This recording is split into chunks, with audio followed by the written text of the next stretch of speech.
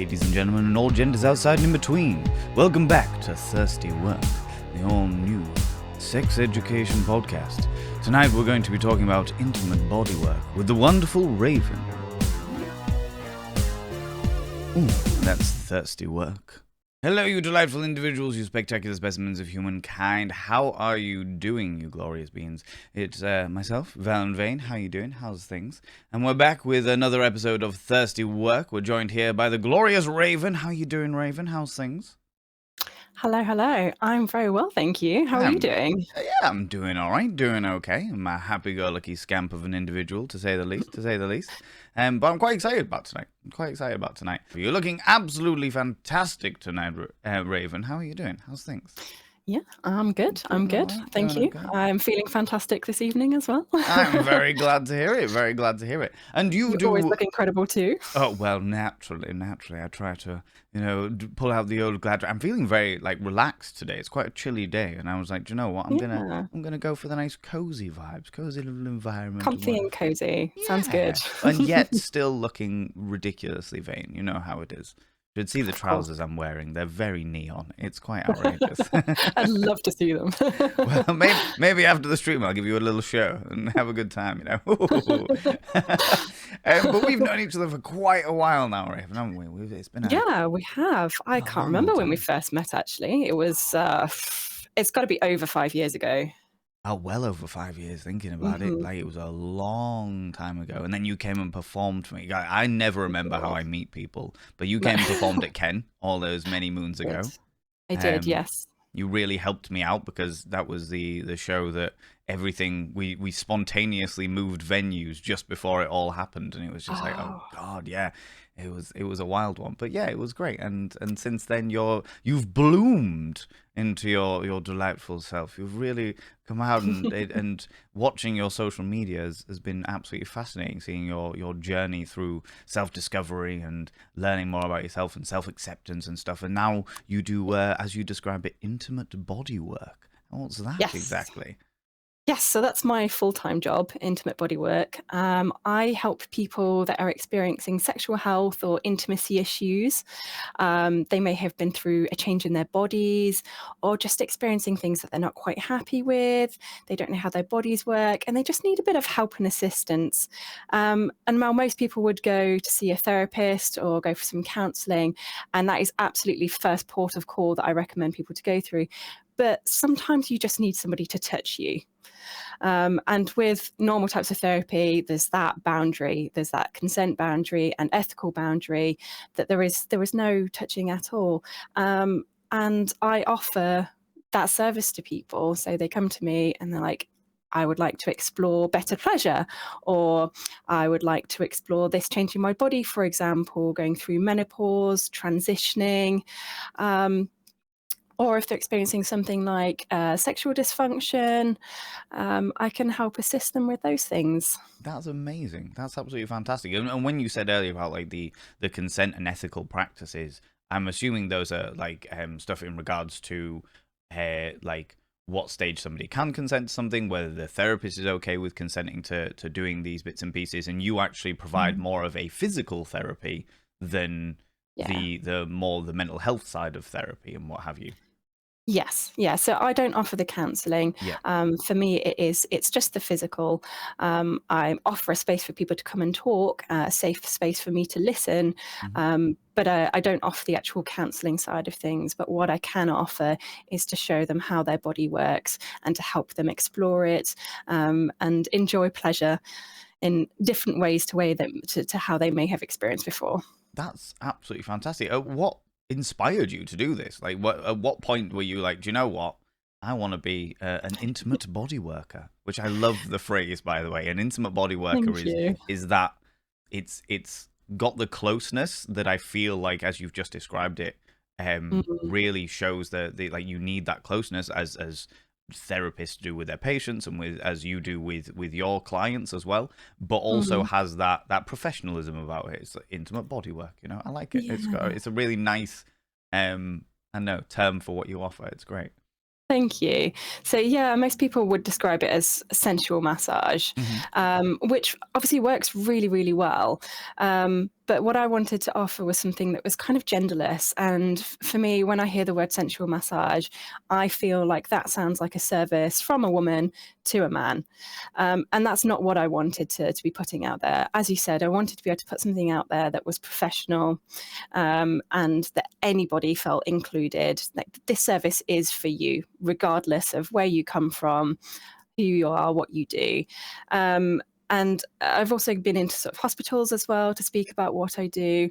And the NHS can be quite funny about the services that they are recommending. So ensuring that my business was as professional as possible. Sensual massage wasn't quite what I was going for. No. Intimate body work, yes. But to answer your question about how I came about doing this, it was quite a journey, actually, and not all of it was good. But no journeys are all good, to be in my experience, you know. but it led to where I am now, so I'm not going to complain at all. But it started with me losing my job. I was employed for a company, and unfortunately my health started to go quite downhill.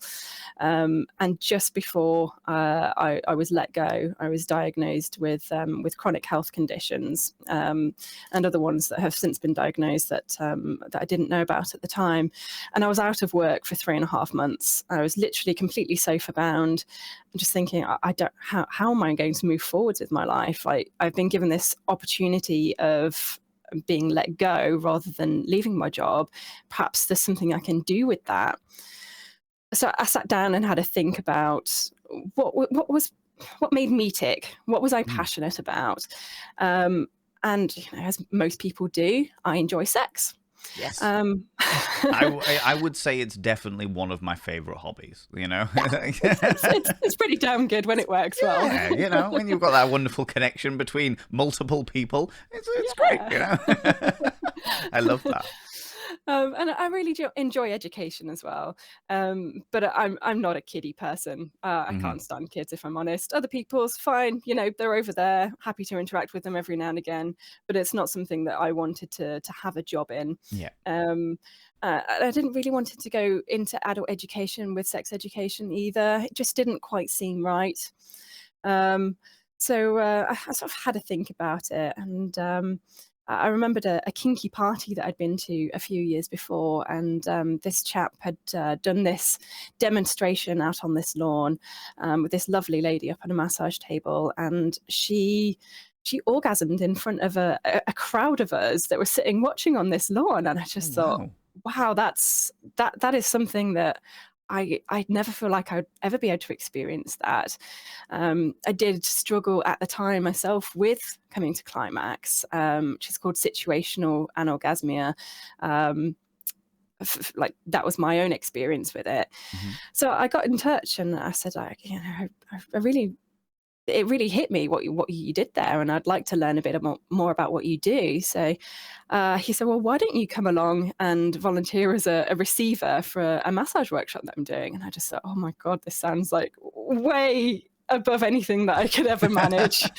And as I got a little bit better, I considered it a bit more, and I thought, you know what, just go for it. Just go for it. So I went down, and I remember lying face down on this massage table, and there was one point where there was 3 people that were working on me and massaging my body, and I was just feeling so self-conscious. And then something twigged in my head, and I just went, if these 3 people can enjoy your body, why can't you? Yes. I went fuck it. So powerful. Fuck it. I'm going to enjoy my body. I'm going to enjoy this experience. And it didn't change things for me straight away. It took a lot of work outside of that. And I just thought, I want to be able to give this back as well. So I did my qualification in body massage, so that I could become insured. I did a few workshops in sensual massage, intimate body work, and I grew my business from there, and sort of from experience over the last just over 5 years now of doing this, I've developed something that I feel like is a niche in my area. Yeah. Oh, I love it. I absolutely love it, because I know it's definitely something, like you mentioned about, like, difficulties in people hitting climax, not just yourself, but generally, it's a hugely misconceived area. Is that the idea that somebody with a penis will always climax. Somebody with a Mm, vulva is not likely to climax. And yeah. the different dynamics therein, and a lot of it from my own research, from what I understand as a sex educator, a lot of it comes down to our own brain spaces. Like, not Yeah. all of it. There's a lot of things that are external that could be contributing towards it, but a lot of it comes down to our own brain spaces, Mm, like what state of stress we're in. And Emily Nagoski, Dr. Emily Nagoski, talks about like the sexual accelerator and the sexual brakes and stuff, and mm, that was an enlightening thing for me to know that there are so many different things in that. And it's amazing that you have found yourself in a position where you're like, do you know what, I can provide that for other mm, people. I can provide people the intimate side of things to just allow them to enjoy their bodies, and then allow them yeah. to do what you did, and hit that moment of just being like, fuck it, if these Mhm. people can enjoy my body, why can't I? Yeah, I absolutely agree. It's mostly down to brain space. Obviously, for some people, there are physiological issues going on, in which we should always be referring people to the GP. Yes. But usually, yes, it comes down to, like you say, your stress levels. It can even be down to what you've eaten or drank that day, because that changes your hormone levels. Yeah. What I'm able to offer is a safe space to be able to explore how they're feeling. Because a lot of the time, people don't feel like they can communicate with their partners. Say, right, I'm struggling with this. Can you help me? They're too, there's pride involved, or they just don't feel like they're allowed to enjoy pleasure, especially people with vulvas. There is still a lot of shame and stigma surrounding masturbation, let Yeah. alone enjoyment of sex with a partner. It's quite outrageous. In fact, I recently did a sex ed seminar on the fact that it was specifically to do with like the myth of virginity, and the idea that there's always been this social understanding of um people with penises should go out and sleep with as many people as possible, and people with vulvas should never sleep with anyone apart from their Mhm. husband or what have you. And the miscommunication and misunderstanding of how important things like masturbation and what have you are. Yeah. Unfortunately, one of my alerts went off accidentally in the middle of that statement, but it's all right. We got the most important stuff. But it's really important to have that understanding as well.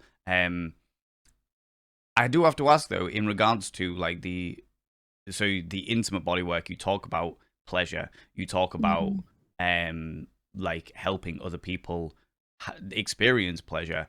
How has that been in regards to, because there's always been this conception of going for a massage and having the happy ending, Yeah. um and like how did you like step away from that idea of the seedy, to keep it professional, to keep it that level of, I'm providing a service and the service Mm, is helping you experience pleasure, but it's not a dodgy, seedy.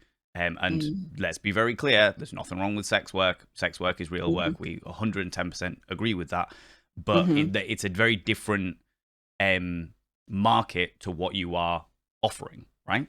Yeah, absolutely. And there is space for people to go and get all types of massages. And if they do want to go for something that is seen as a little bit more seedy, that may really work for some people. Mhm. But I did spend a lot of time um, attempting to move myself away from that, simply because of the type of service that I wanted to offer was slightly different, and also that that sector is quite. There's so many people that offer that service. I wanted to offer something very, very different, and so I spent 9 months building a website that has all of the information about what I offer and how I offer it. Mhm. Um, I think the main difference when you say, like you say, a happy ending, is that I've had this from a lot of my clients. They've been for a massage, what they're expecting to just be a normal massage, and it gets to the end, and the person that's offering it just starts touching them, and there's a huge issue with consent there. You know, Yeah. you're going in for something that you're expecting to be therapeutic. I'm not saying that a happy ending isn't therapeutic, No. but you know, you may be going in for a sports massage or even just a Swedish relaxation massage. You're not expecting to come away with having your genitals touched, and A lot of people are like, okay, sure, I'll just go with this. But a lot of people could be in a position where they're like, well, I'm not sure if I can say no or how to say no to this. Yeah. So, what I wanted to offer was this is what's happening up front. You are consenting to coming and having your body touched. I send out a consent form beforehand that lists most of the different body parts that are to be touched so people can say up front whether they understand the erotic nature of what they're coming for. Um, and I think those are the things that really sort of set it aside. You know that you're coming in for something that is intimate, so it's not just a faceless person that you've never spoken to before. You know, a lot of people go and they turn up and they've never met the therapist before. It's just often just a woman. Um, there's no connection there. What I wanted to offer was something that meant something. You can build up a rapport with myself. I always have a phone call beforehand so that the client, knows that I'm a real person and not just a stranger from the internet. Get to know them, what their wants and desires are, what their history is, so that I can really tailor something that works for them, especially if things like trauma are involved. You can't just have, right, just turn up and you get what you're given. You No. need to really understand the client's history so that you can make sure that what is being offered is right for them and it goes at their speed, and communication throughout. Yeah, because I mean, trauma in and of itself is unique per case, per person, per situation. So Mm, I can fully understand how that is a necessary aspect. And obviously, I'm assuming that within that consent things, you talk about boundaries, you talk about your like what they're okay with, what you're okay with, yeah. and all of those things. In regards to that, do you ever work in conjunction with therapists, counselors, etc., where they do the mental health side of things and you do the physical health side of things, or is that something that's still, because I fully understand that what you do is can still be viewed at with apprehension from certain types of people, shall we say? Yeah, I don't work with anybody in particular. Mhm. I do recommend that people go to see a counsellor or therapist alongside me, but it's such a personal thing choosing a therapist, Yeah. that having one person or even two people that I worked alongside wouldn't work for a lot of clients. They've got to be able to go and find something that's right for them. And on the other side of it, there is an ethical framework that counsellors and therapists sign up for as part of that. And that is to not have any intimate contact, or even a lot of the time, just any contact physically with a client.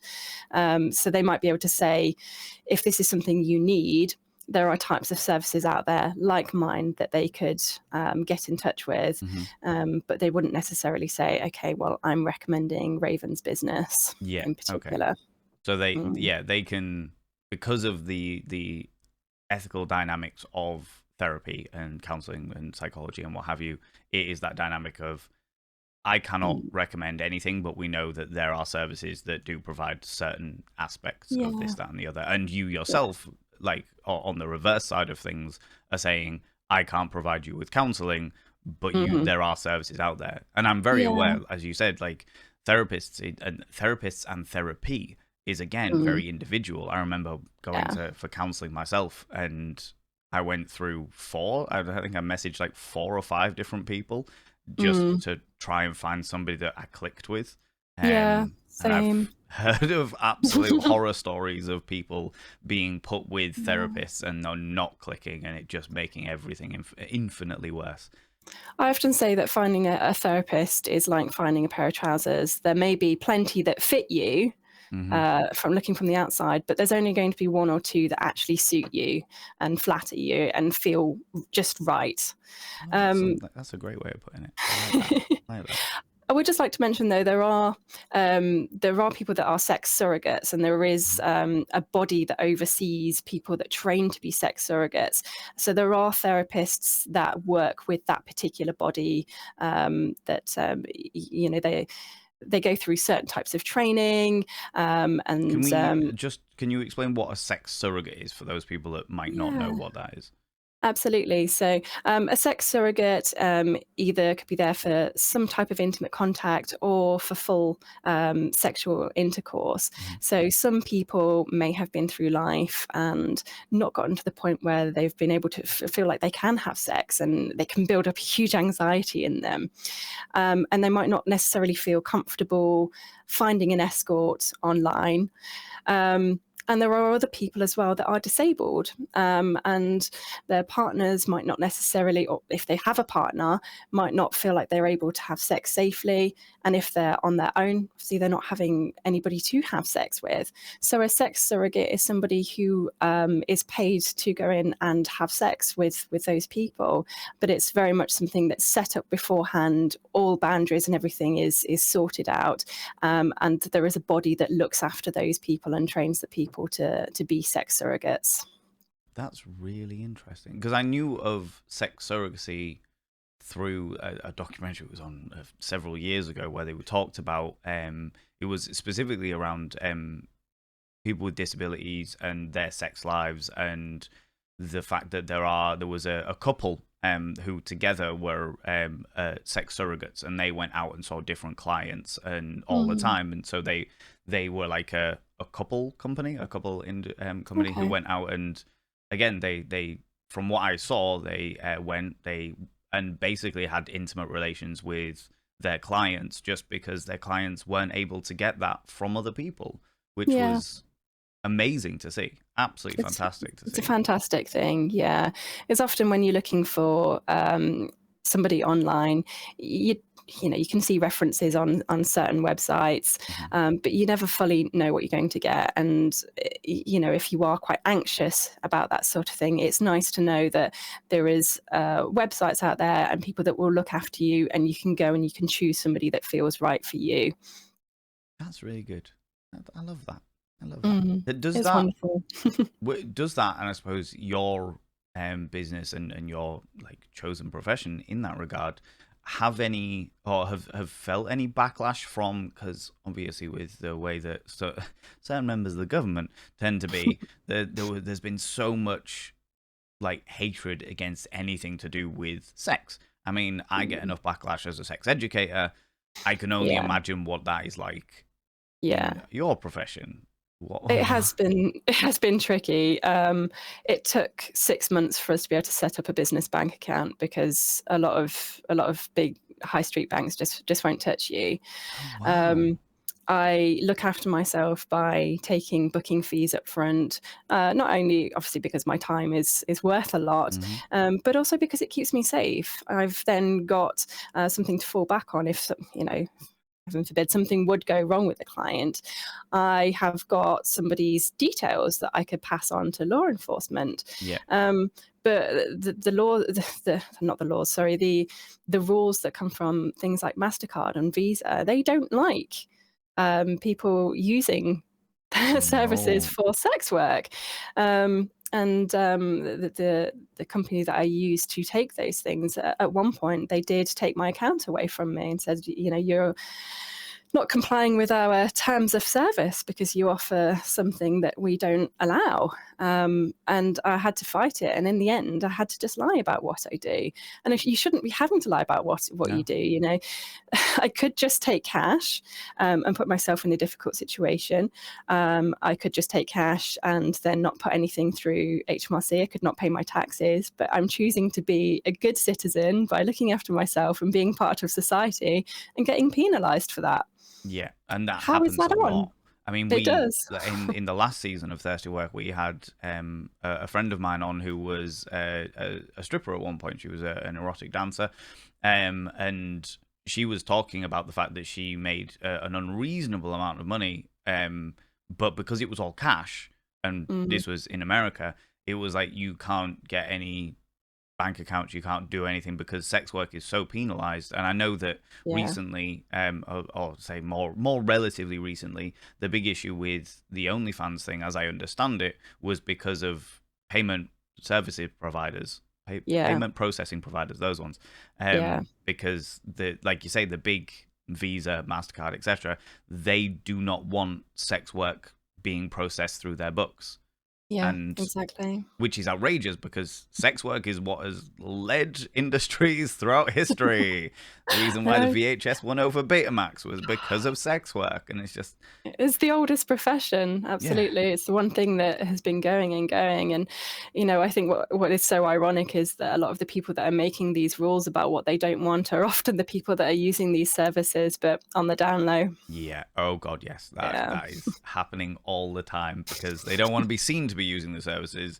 And I often think that the reason why they're so zealous, that's the word I'm looking for, Mm.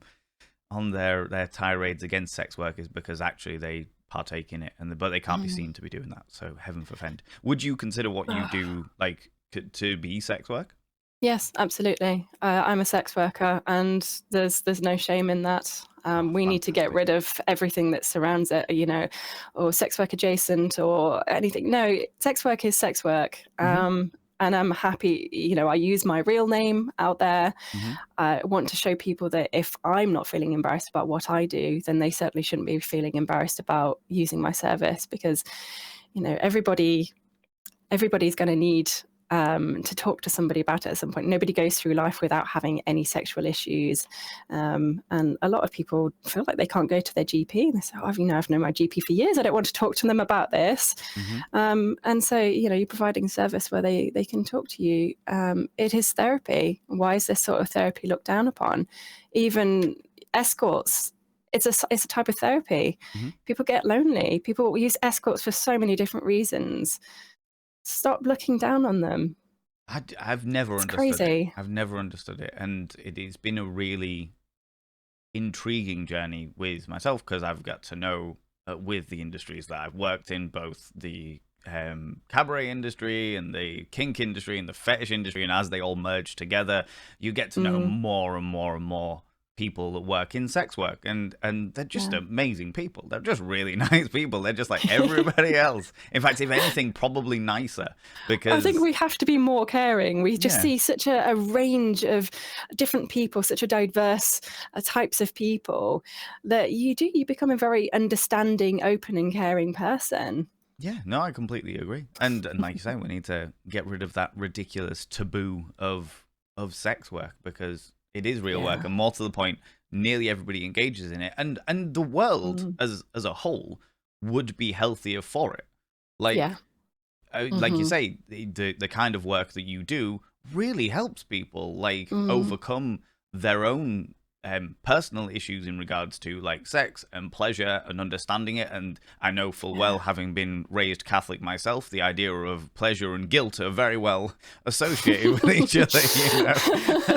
So Yeah. it's outrageous. Do you have you had any, and obviously do not want any kind of names. I don't think you would ever mention any names anyway because you're very professional like that. But has there been experiences where clients have felt, unfortunately, like guilty about using your services?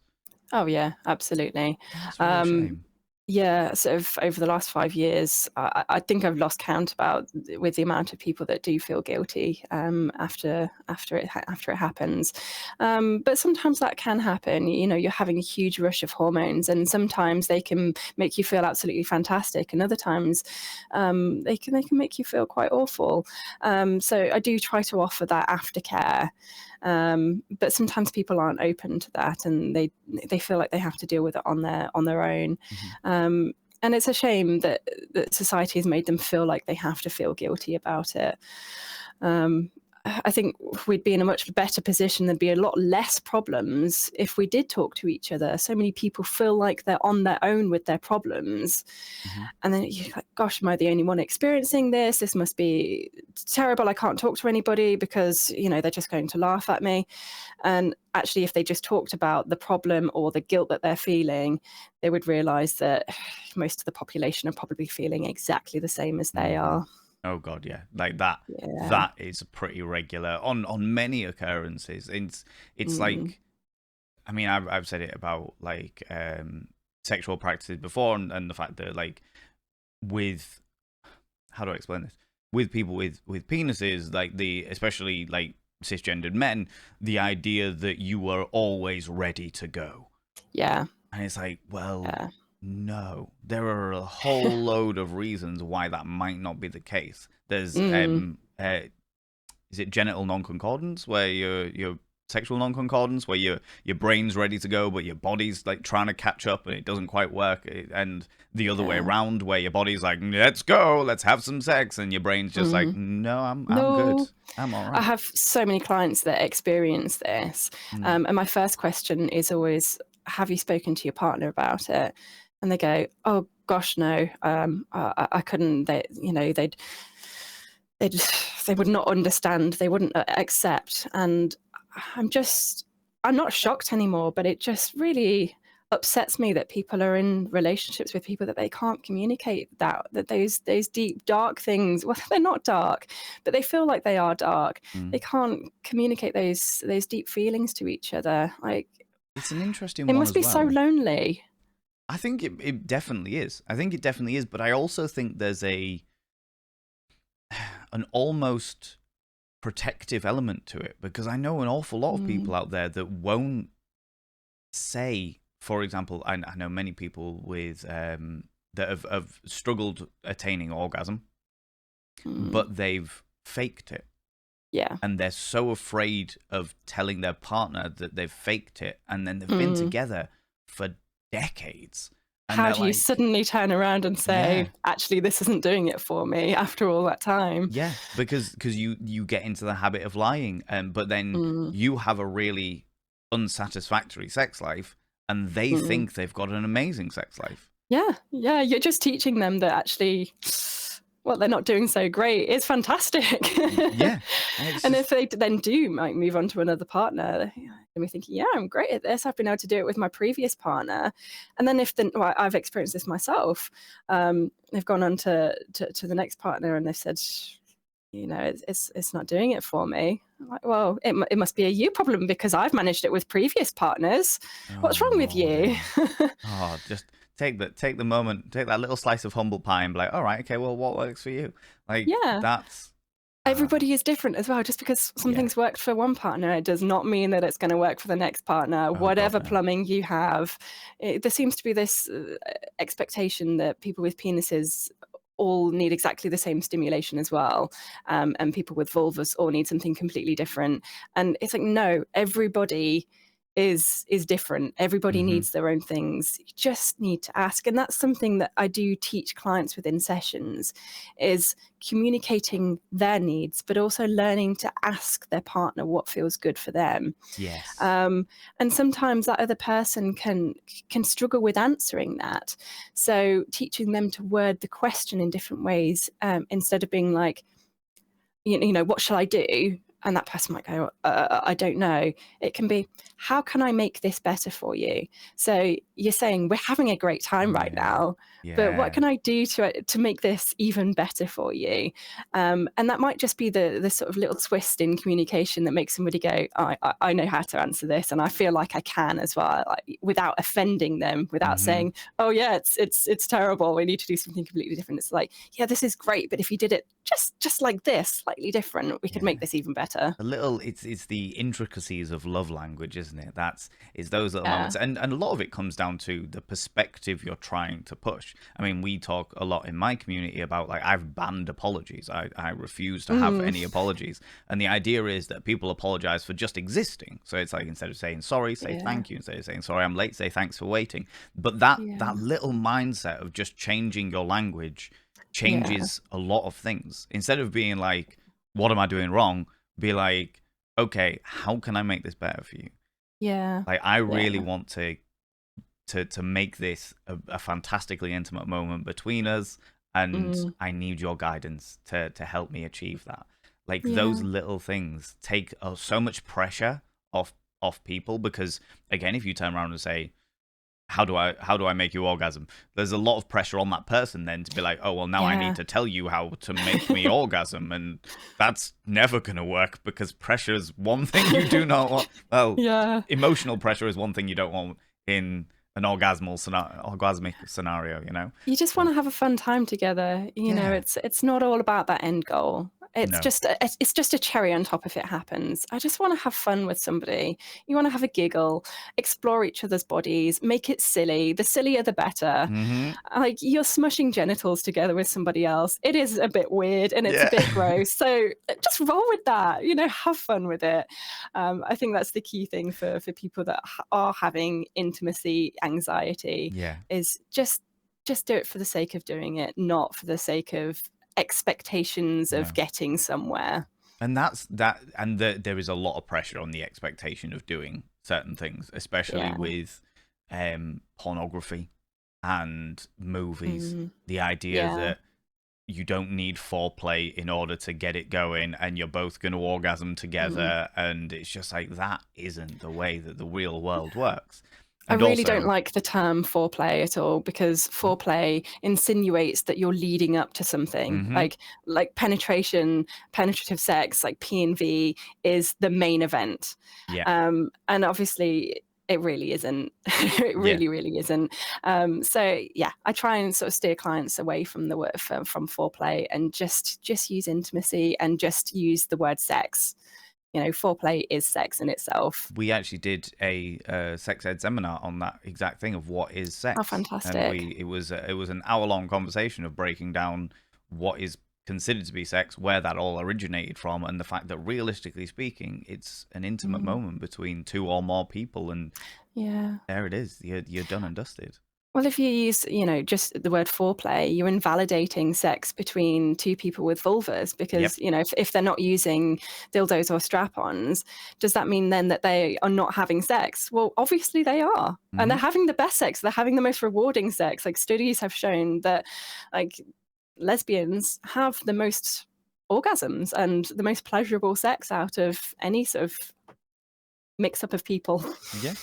And as they would do, it makes sense. And I think that's also one of the societal reasons why, like, I know that back in the old Victorian times, when being gay became illegal, they didn't make lesbians illegal because they were worried. And I find this Yeah. absolutely hilarious. They made being gay as a cis man illegal, but they didn't make being a lesbian illegal because they were worried if more women found out about it, more women would become lesbians, because they were like, Yeah. oh yeah, we realize that we're not providing the pleasure provided Yeah. on society en masse, so we don't want those ladies finding out they can have fun with each other. Good Lord. I think that's, probably the biggest reason. But I think the other reason is just because they didn't feel like it counts. If there's not a penis Yeah. involved, then it Yeah. doesn't count. And yeah, as we all know, that can get in the sea. Yes, it's can. I completely agree. As somebody, as a cisgendered white man, I completely concur with all of my privilege. Like, I will take that privilege and stand right there going, yep, completely agree. I would like to make a point and say I absolutely love penises. I really, really do. Yeah. But yeah, they're not the be all end all. No. And I want all of the body. yeah, 100%. Well, I mean, the brain's most powerful sexual organ, and the follow-up from that is the skin as a whole across the entire Yeah. thing. The different sensitivities. One of the episodes we did with One True Cripple, who is physically disabled, he was talking about the fact that the brain rewires pleasure sensor zones depending on what is actually available, and that was amazing, fascinating to learn about. But yeah, it does, it doesn't need to be, doesn't need to include a penis in order for it to be Absolutely. an intimate moment, Or even a vulva. And that's something that I really do work on within sessions.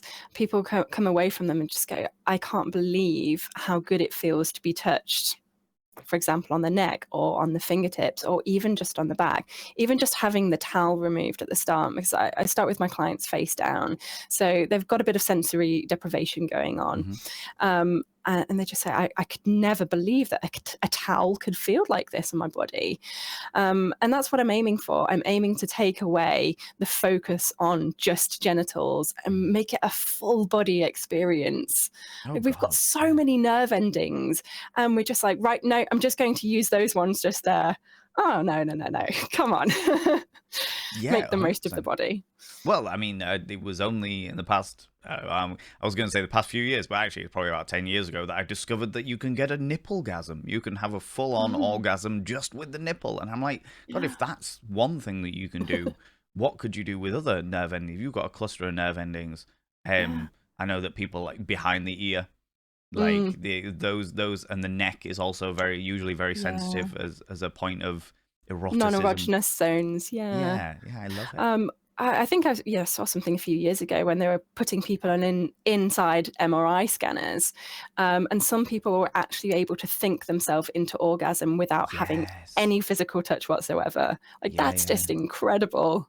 That was absolutely fascinating. I definitely saw program. I won't say which program it was, but it was a program on Netflix where they talked about like caressing the aura and stuff like that. Now, I personally am not Mm, a believer in the mm, aura, but what it did really show to me was the power of the mind. The yeah. power that this person had a full blown orgasm. Sure, their partner was with them Mm, and they had a moment together, and but just the power of the mind to, as somebody who doesn't personally believe in auras and stuff, and no judgment against anybody that does, but the mm, power of the mind to be able to take somebody to that place. Oh, yeah. exquisite. Absolutely I think exquisite. I think if you can believe something, then you can make it Hmm. happen in this particular context. So if you do believe genuinely that you have an aura, or obviously for people that offer Reiki as well, like those Hmm. energy levels, if you believe that you can tap into those, and then people will have that sort of experience. Like I have clients ask if I offer tantra, and for many reasons I don't. But it is a very spiritual thing, and I say to them, well, you may have a spiritual experience whilst you're with me, but that's not necessarily what I'm offering, because it's about you. Hmm. Like I'm just here to assist in your journey, but it's about what you feel. And just for clarity, what is tantra? I'm not sure I'm the best person to really kind of go into depth on that, because I'm Hmm. not a tantra practitioner. No, no, entirely fair. I don't come from that part of the world where it is practiced, and it has been for millennia. Hmm. So I would say that it's probably best to talk to somebody who has done the proper training No, in no, the that's right ways entirely more fair. about that. It was just more down to making sure that people that were listening were like, "Ah, I know what you mean by this," but uh, I fully understand. Leave it to experts, subject yeah, matter experts, to yeah, explain things properly. Yeah, 100%, hundred yeah, percent. So, absolutely. in regards to, do you like help people by talking to them about because obviously a lot of the work you do is massage work and stuff like that. Do Mm, you advise other people on their massage work with each other? Because obviously it can be a very mm, intimate moment between partners, and yeah. it also needs to be said, massage can be done wrong, and it can Yes. be it can have some pretty dire consequences if you tap a wrong nerve cluster or cause a knot in the back, or anywhere, I suppose. Do It's you? very unlikely to do stuff like that. I Oh, think that's people good. get a bit too worried about massaging it in the wrong way. As long as you're not really trying to go in for like a deep tissue Hmm. massage, you're not really going to do too much harm. That's good. Especially if there's, you know about your partner and any health conditions they have. So, for example, if they're pregnant, you're probably going to do some research on what's right for a pregnant person. I would like Um, to think so, and if you haven't, do it, please. Do your research before you decide to start massaging your partners. Yeah, and like one of my conditions is fibromyalgia, so I can't really deal with very much pressure. So, just being aware of things like that with your partner, and communicating with them, talking to them, but you're not really going to do very much damage doing Swedish style massage, because what you wanted to do is just really gentle, long sweeping strokes, and it's nothing really that different to lying next to each other in bed and just having a bit of a stroke up and down. Um, and yes, I do work with couples. I'm happy for people to come in together Hmm. to do a workshop with them on how to initiate intimate contact. The nice thing about starting with massage is that it can just be a massage. You can just treat your partner to something, and it's all about them. The focus is on them. There's no expectations or pressure. It's just, I want to do this nice thing for you. Now, often, see, it will feel wonderful, and that person will be really, really relaxed. And from there, they'll probably go, you know what, actually, I'm feeling like I'm really in a headspace and feeling confident with my body for this to go further and lead into something more intimate.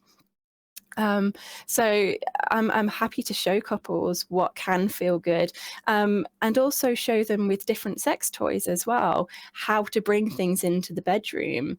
There seems to be this worry from a lot of people with penises that if they're including a dildo or a vibrator, then their body isn't good enough. Hmm. And that it's a replacement of them. And I'm teaching them that it's just an extra thing that can be brought in to make the play even better. Oh, most Like certainly. that. There's nothing about knocking their pride there at all. Like, why not bring in something that can make your partner just squirm? Oh, 100%. Include your body as well. So yeah, I've had quite a few couples. I had a couple last year that they'd both come from very, very religious backgrounds, and sort of going back to the guilt that you spoke about earlier. Um, because of that background, they just never really explored anything, and they felt guilty about um, asking people in their community about it. And in the end, they sort of took a step back from that community and they came to see me and they said, "We've been married for a while. We have had sex, but we don't know what we're missing out on because we've never done it with anybody else and we don't know how to make this better. Can you show us?" And so I did one partner and then the other. The lady that came in, she'd never used a vibrator before. So we started off by showing her a few different ones, and she sort of had a feel and like felt how they vibrate and which kind of buzz or rumble felt right for her. And she picked out one that she'd like to try, and she actually came to orgasm with it within the session. And then we worked on him, and he'd heard about prostate massage, and he Mhm. wanted to give that a try. So I taught her how to give a safe prostate massage, and the smiles on their faces as they left was just the most wonderful thing. And I hope that they're having fantastic, wonderful sex and intimacy now. That they've just kind of opened up their boundaries and gone for it. And I'm really proud of them both. Oh, I love that. Before we get on to the like most rewarding elements of the business that you do, the profession that you have, I do have to ask about the some of the probably the more I don't want to say darker, but more cautionary elements of it, which is like the Mm, parasocial relationships in the regards that I'm aware the kind of work that you do. I know a lot of sex work as well do suffer from this as well. mm, That people form bonds mm, with you. How do you deal with that? How do you deal yeah. with providing somebody with such an intimate experience, teaching them about themselves, and obviously having laid out clear boundaries with, as you mentioned before, Mm, but they've still got these emotional connections. They still yeah. feel that and may want to pursue it. How do you deal with that? Yeah, it does happen, and it's understandable that it happens as well. After orgasm, if clients do reach that point within a session, you have this flood of hormones. One of them is oxytocin, which is often called the love or the cuddle hormone, and it does make you feel bonded to that person that you shared that experience with, and it can be quite hard for people to then separate. Like, this is something that's happening, and then this is my actual life over here. And dealing with that, obviously, the clients that I see, it is transactional. And I make it quite clear from the start that money is being crossed hands. You're here for a service. Putting those boundaries into place, it sets a precedent from the start that this is how I deal with things. So the way that they have to go through inquiries, it's very businesslike and professional. Yeah. Um, and even though within a session, yes, it might feel a lot more personable, I do make sure that boundaries between what's happening with myself and what's happening with them is very sort of discreet. Hmm. Um, I'm fully clothed for my sessions. I did used to start them when I first started out 5 years ago. I wanted clients to feel like I was on the same level with them, and if I wasn't embarrassed about being naked, then they shouldn't be. But I did find that that made people concentrate more on what was happening with me and with us rather than focusing on themselves. So I think having that clothing boundary Hmm. is actually a really good way of stopping those emotions and those feelings. Yeah. Um, uh, I'm not sure how else really. I've not really had that problem within the last few years. I'm very strict on when I reply to messages. So even if I'm doing my emails out of hours, I'll schedule them all for within business hours. I just, in my text messages, I always sign them off professionally as well, just to remind people that it is a professional service, and that I'm doing a job. It's work for me. Yeah. And I will offer people a hug. I'll always say at the end, would you like a hug? And I do give them a cuddle sort of between the towel, but there is no, other than sort of hands and arms, there isn't any body to skin contact. So yeah, sort of keeping that distance, and especially since COVID as well. Like I wear a mask within all of my sessions, and I think in some ways that's also a reminder that they're here for a service and not for something personal.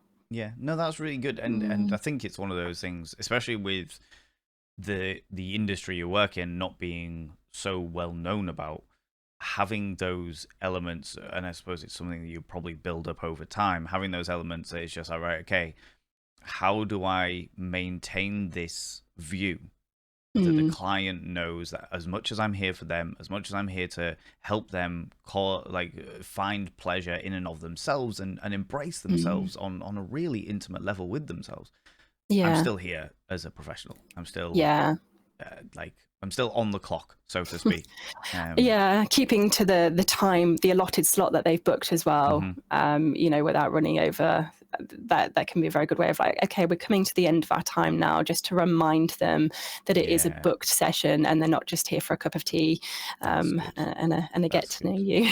I love that. And like, does it work in like courses, like moving on to like the more rewarding elements? I can imagine, like, as you mentioned though, that couple a minute ago that came out and they finally felt some description of like real intimate pleasure with each other with your help. And I can only imagine how rewarding that must have felt for you. Yeah. Is it like set courses that you do? Is it like one-off sessions? Is there prolonged periods, or is it just like case-to-case basis? See how things go. Case-to-case basis. Some people just need a positive experience to just reignite that spark and get themselves going again. Other people, depending on what they've been through or what the problem is that they've been struggling with, do need a little bit longer. So there are a couple of people that I've been seeing maybe once every 2 to 3 months for the last couple of years. It depends what they want to get out of it. Some people may just want to workshop. Like there are some people that they've never looked at themselves. They don't know how to look at themselves. There's just this disconnect between certain parts of their body, maybe because of trauma or because of transitioning. So we may start a series of sessions with a workshop of it's just a genital get to know you, and we'll start with a mirror and we'll just look at themselves and name each body part and just be able to say, this is part of you. You may not be able to look at this body part positively, but let's move away from the negative and just go into neutral. That's a good beginning point. And then we can work on building that up over a few sessions, depending on how they're doing and what they're consenting to.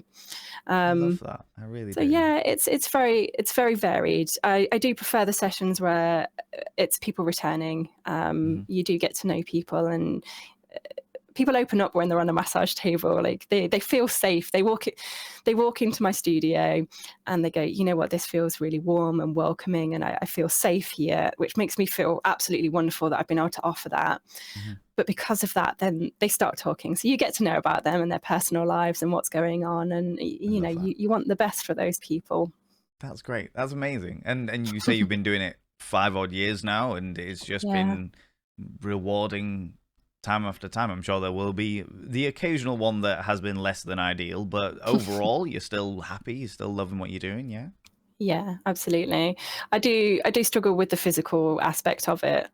It is quite demanding physically, so I do only see one client a day, or maybe 2 if they're shorter sessions, if they're just an hour.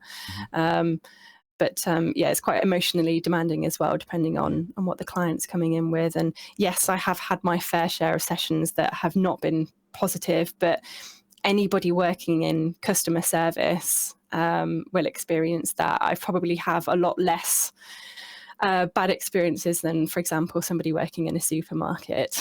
Yeah, The positives certainly they do outweigh it, and I can't imagine myself doing anything different. I love that I'm able to offer this. I have a supportive partnerships, friendships, and supportive family as well. I know that I'm very privileged there, having those people around me that I can talk to if things aren't going so well. So I want to be able to make the most of that and offer people the service where I can. I love that. It's such an important service, and such a, in my opinion, vastly overlooked service, is just because people need, in my experience and my personal opinion, people need a good relationship with themselves. Yeah. You need a good relationship with yourself, and there's far too many people out there that can't look at themselves naked in a mirror, can't get fully naked with their partners, and I really feel for those people. I really feel for those people, because it's not a, oh well, you should be able to do that. It's a, you're in a position where you don't feel you can, and that's sad. It's really sad. Yeah. And how can you have a healthy relationship with somebody else if you can't have a healthy relationship with yourself? Like I said earlier, it's not about necessarily loving yourself, but at least just accepting yourself and being neutral about it, just saying, okay, this is me and my body, and constantly striving and working towards something better. Whatever form that might take. I'm not one of these people that says that people have to be positive all the time, because that's not how life works. No. And but as much as a lot of people think I'm always positive because I'm vainglorious and egotistical, the fact of the matter is sometimes, even me, even I, because we all do. We all have our negative moments. We all have our moments where it's like, do you know what? This isn't it. And I know that, especially being a content creator, it's very hard to put like negative things out on the internet, because nobody wants to hear that. No. Or they do if it's controversial, but that's about it. Do you know what I mean? Nobody wants to. It's not the stuff that, Valen Vain, he's super positive and he's talking negatively. Yeah, I'm cool. I'm all right. I'll go. We have enough negative stuff going on in our own brains. We don't need other people to add to that load. Exactly. And but it's important, I think, because otherwise, it's important to have that balance. Because otherwise, people just think that we're super positive all the time and that everything's always perfect. And it's like, well, nobody's life is like that. Nobody's life is like that under any circumstances. Well, thank you so much for coming on and joining me, Raven. I really, really appreciate it. You mentioned earlier that you have a website. Would you like to give that website a cheeky little shout out? Yeah, if that's okay. It's www.alm-therapy.co.uk, and I take all my inquiries through there. I do have some social medias, but being honest, I don't really keep on top of them. So your best bet is through the website. That is entirely fair. Please don't email me directly. Go through the inquiry form if you are interested. But thank you so much for having me. This has been really, really lovely speaking to you. No, it's been a pleasure. It's been a bit of a catch-up as well, to be fair. That too, yeah. If I'm going to be coming up to Hull again soon, I'll come and drop in. Oh, please do. Please do. We'll have a cup of tea. We'll have a wonderful time.